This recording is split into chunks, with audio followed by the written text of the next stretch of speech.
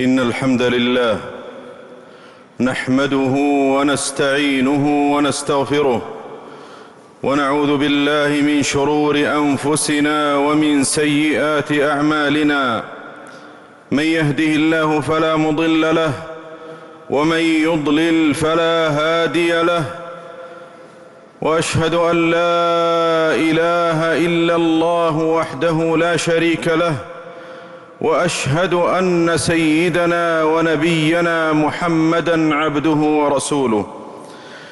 يا أيها الذين آمنوا اتقوا الله حق تقاته ولا تموتن إلا وأنتم مسلمون. يا أيها الناس اتقوا ربكم الذي خلقكم من نفس واحدة وخلق منها زوجها وبث منهما رجالا كثيرا ونساء، واتقوا الله الذي تساءلون به والأرحام إن الله كان عليكم رقيبا.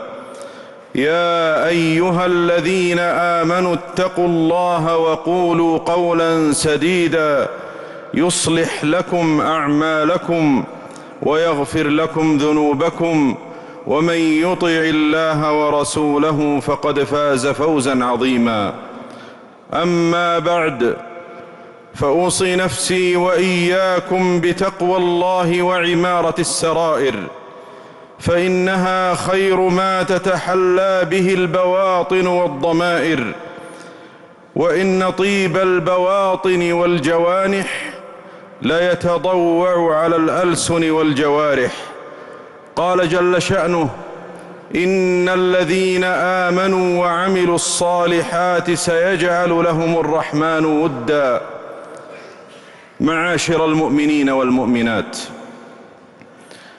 إن سيرة نبينا صلى الله عليه وسلم وشمائله الكريمة ليست مجرد حديث عابر أو حدث غابر، دون أن يكون لها أثر في حياة المسلم.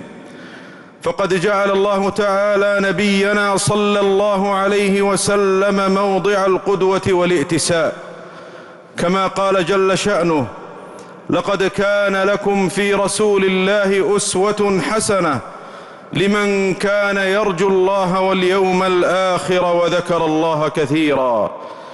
لأنه مع كونه بشرا من البشر، كما قال جل وتقدس: قل إنما أنا بشر مثلكم يوحى إلي، إلا أنه تعالى حين كمل خصاله وجمل خلاله وهيأه لأن يكون مثال السمو الإنساني والكمال البشري، أفاض عليه أنوار تلك الرسالة الربانية والشريعة الإلهية، فأضاءت الدنيا بذلك السنا والسناء، نور على نور يهدي الله لنوره من يشاء.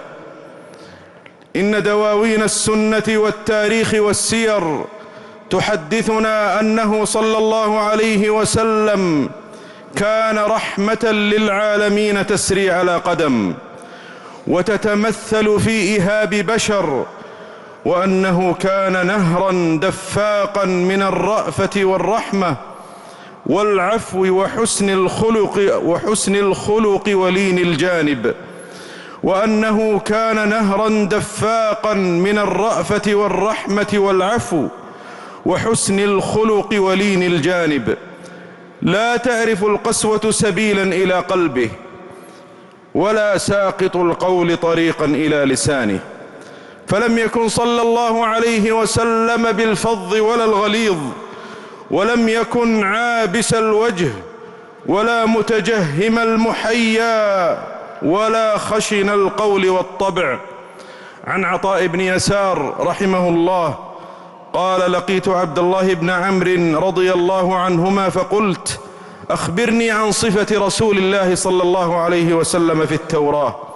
قال: أجل، والله إنه لموصوف في التوراة ببعض صفته في القرآن: يا أيها النبي إنا أرسلناك شاهدا ومبشرا ونذيرا وحرزا للأميين.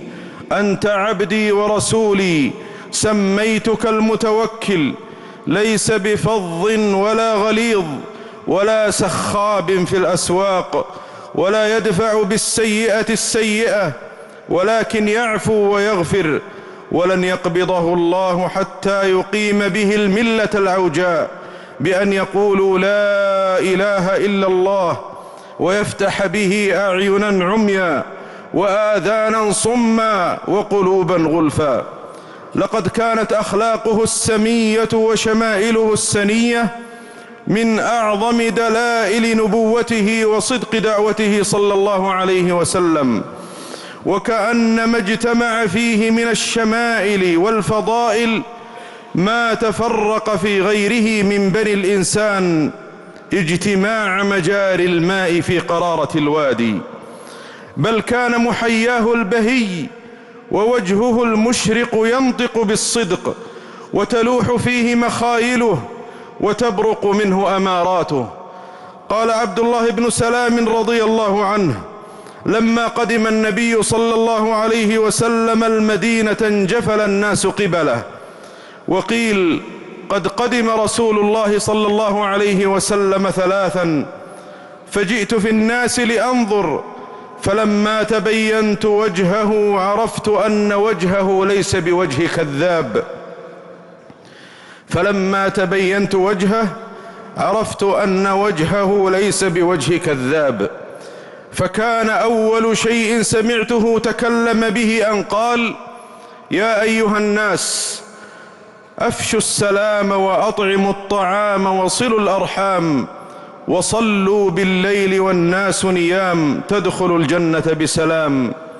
عليه السلام كان في النصح رحمة، وفي بره بالعالمين ولينه إمام هدى ينجاب عن وجهه الدجى كأن الثريا علقت بجبينه. إخوة الإيمان، إن من أعظم مظاهر فضل الله على هذه الأمة أن امتن عليها بذلك النبي الأكرم صلى الله عليه وسلم، الذي قال فيه جل شأنه: لقد جاءكم رسول من أنفسكم عزيز عليه ما عنتم حريص عليكم بالمؤمنين رؤوف رحيم. إنه نبي يعز عليه ما يشق على أمته ويعنتها، يحب منها أولها وآخرها وسابقها ولاحقها. فعن أبي موسى رضي الله عنه عن النبي صلى الله عليه وسلم قال: إن الله عز وجل إذا أراد رحمة أمة من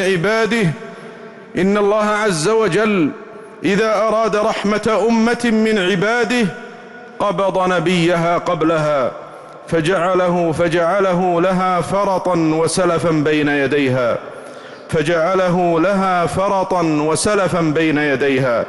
وعن أبي هريرة رضي الله عنه أن رسول الله صلى الله عليه وسلم أتى المقبرة فقال: السلام عليكم دار قوم مؤمنين وإنا إن شاء الله بكم لاحقون.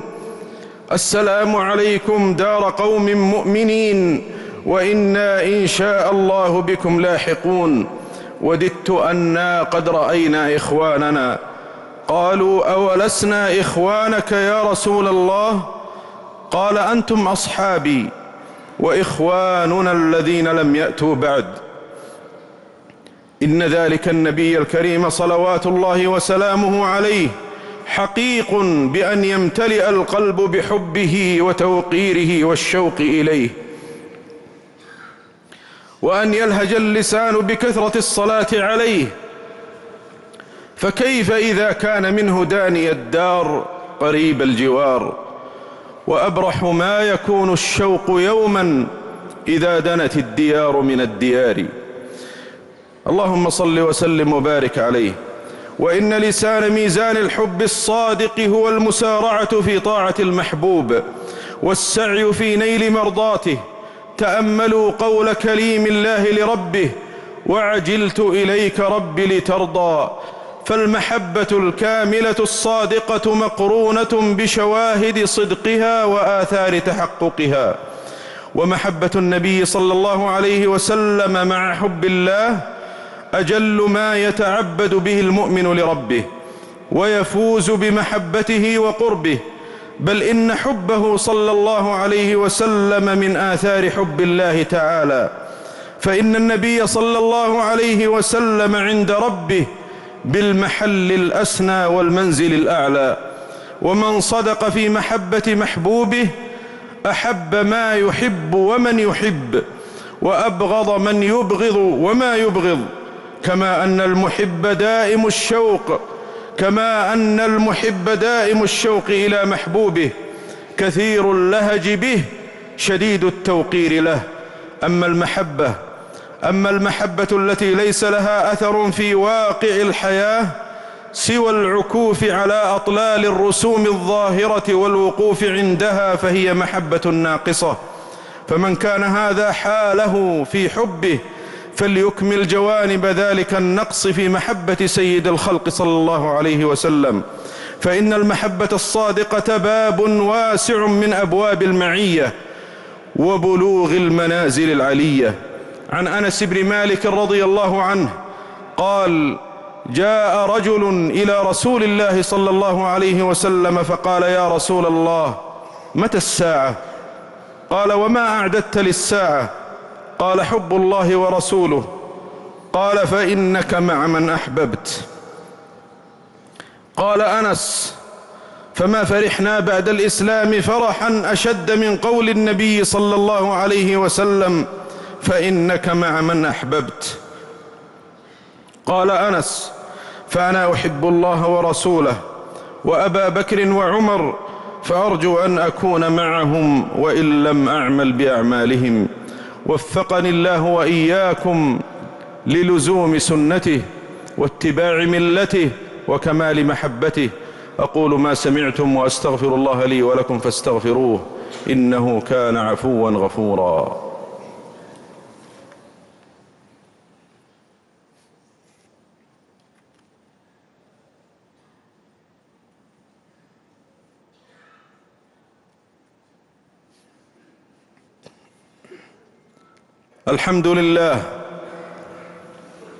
الحمد لله الذي حمده من عطائه وشكره على آلائه من آلائه. أحمده حمد عارف بحق نعمائه، معترف بالعجز عن إحصاء حمده وثنائه، حمد مفتقر إليه مستغن به في كل آنائه. وأشهد أن لا إله إلا الله وحده لا شريك له، الكامل في ألوهيته وربوبيته وصفاته وأسمائه. وأتم صلاته وأزكى سلامه على صفوة خلقه وسيد رسله وخاتم أنبيائه، صلى الله عليه وعلى آله وأصحابه مصابيح الهدى ونجوم سمائه، وعلى أتباعهم بإحسان ما جاد غمام بمائه وقطر بانهمائه.